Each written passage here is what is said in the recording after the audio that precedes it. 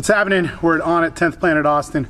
Just got done with a class, and man, we're talking about the psychological aspects of winning and losing, and this ties into everything. You know, like yesterday we were talking about that it's always good to train with somebody better than you, the same as you, or not as good as you. And when you do that in any aspect of your life, you're going to learn a lot of different things. So we were talking about this psychological advantage, and a lot of people here will roll with me, and it's a newer school, and I'll be better than them. But what I know from this, and this any tournament I do, and I'm getting wins, or anytime I'm beating somebody on the mats, and even if I am straight up better than them, I absolutely 100% know if they knew how to defend maybe that one thing that I got them with, and if they took advantage of the many mistakes that at least I'm aware of, they'd get me. And that really is the difference between winning and losing, especially when it comes to jiu-jitsu, but also when it comes to anything in life. So if you are starting a business, if you're trying to date, or if you're trying to find your purpose, whatever the different things are, if you're trying to lose weight, there's something that you're doing wrong, yet we get an emotional attachment to it.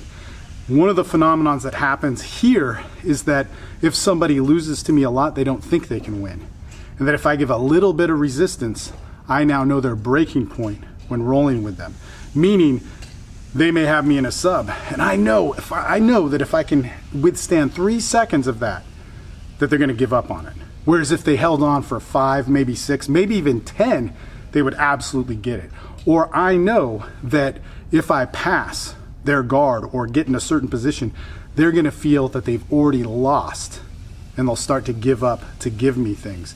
And you can feel this and you can sense this. And like I was telling some of the guys here, I'm like, man, once you get your taps on me, once you start beating me, it's not just going to be like sporadically luck-wise, because what's going to happen is that belief that you can do it, that you don't need to give up, that you can fight harder, you're going to push through. And that ties into a bunch of stuff because this is why you got to do competitive sports, because to know what it means to push through something, it's not about snapping into a Slim Jim tough. It's not about being alpha. It's about being smart, but knowing your capabilities with that. In any case, hopefully that made sense. If it didn't, if you train jiu-jitsu, it probably does make sense. But always do things that you can apply to an overall life philosophy, and you'll be good. Good? All right? Could have been better? He says perfect.